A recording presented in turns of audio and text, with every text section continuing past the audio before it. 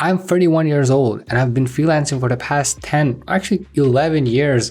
And I've learned some 5 key things that no one will tell you before you start freelancing. But this is crucial to know if you want to become someone that makes over $10,000 from their freelancing business.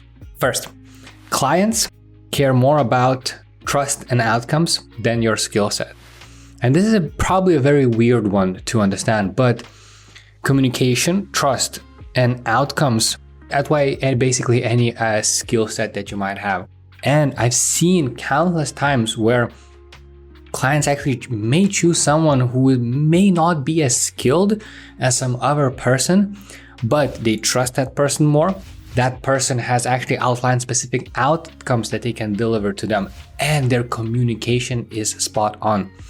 Clients value people that are easy to work with, and they don't care about if you know all of the different things about coding, or if you know everything about Photoshop, or if you're using some software. Nobody cares about that. It's just for you. The skill set that you have and the things that you use, this is just purely for you. What clients care about is, can they trust you?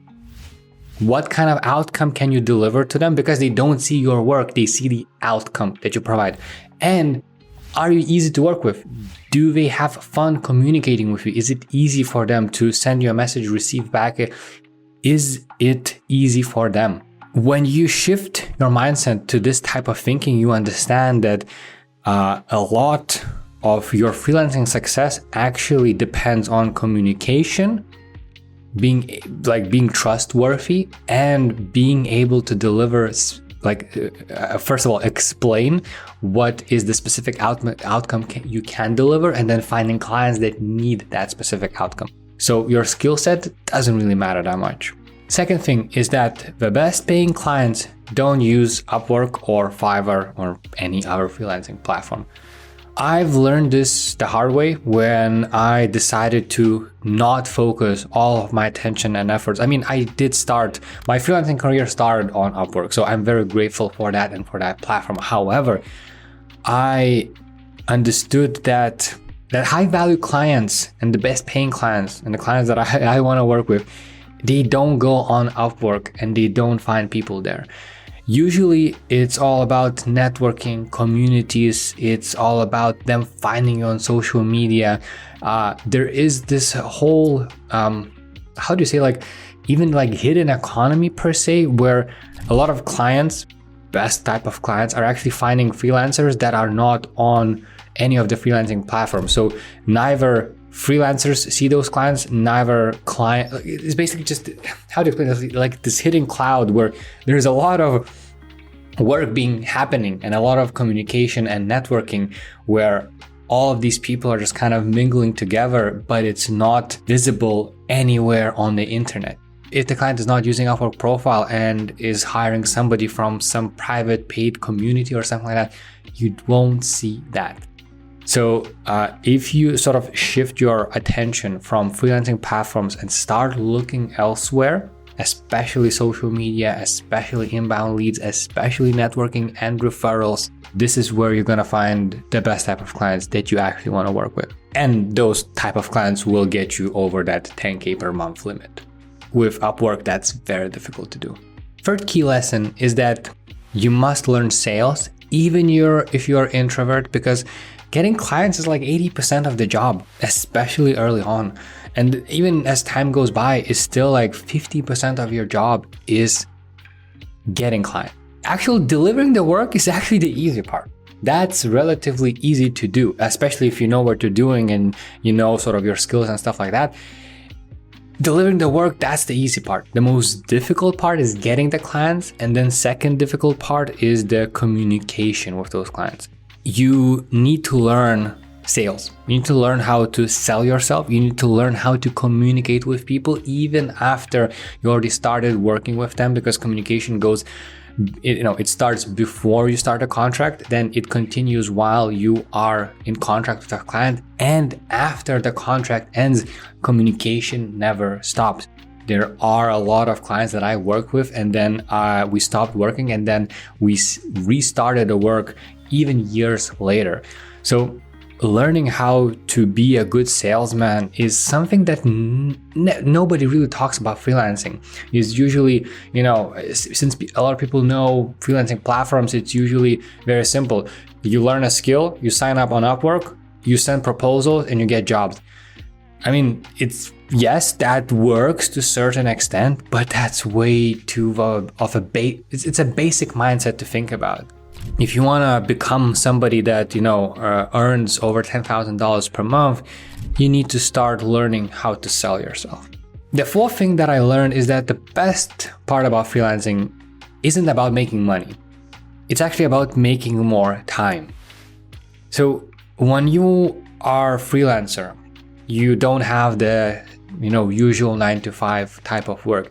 And if you structure your clients, your work, your outcomes the right way, the best thing that you will be actually getting is more time to do whatever you want, either spend with your family, your kids, your dog, hobbies, travel. There's so much things that you can do outside work. So if you care about this stuff, freelancing, the right type of freelancing allows you to basically get back the time while actually earning a lot more. So even I am earning over $10,000 per month. But to be honest, if I calculate the amount of hours I actually spend working with clients, I don't know, it's probably something like a part-time job. So that means that, if what is the usual, like 40 hours per week or something like that, the usual full-time contract. So I'm working, let's say, over like 20 hours per week, meaning I have the rest 20 hours to do whatever I want. I still actually work full time because I do have a lot of other projects. I do, YouTube, I do personal branding. So I am doing a lot of things. I am kind of busy all day long, but the actual client work that I'm required to do takes just part time. And if I would stop doing everything else, then I would have basically half of a day off. I could start at 9. I could probably finish my work by 1 p.m. And then I have the rest of the day off. So freelancing is not only about making money, it's also about the time freedom, especially if you care about that. The fifth thing I learned, again, the hard way, but when you're a freelancer, you don't get paid vacations unless you build that into your pricing.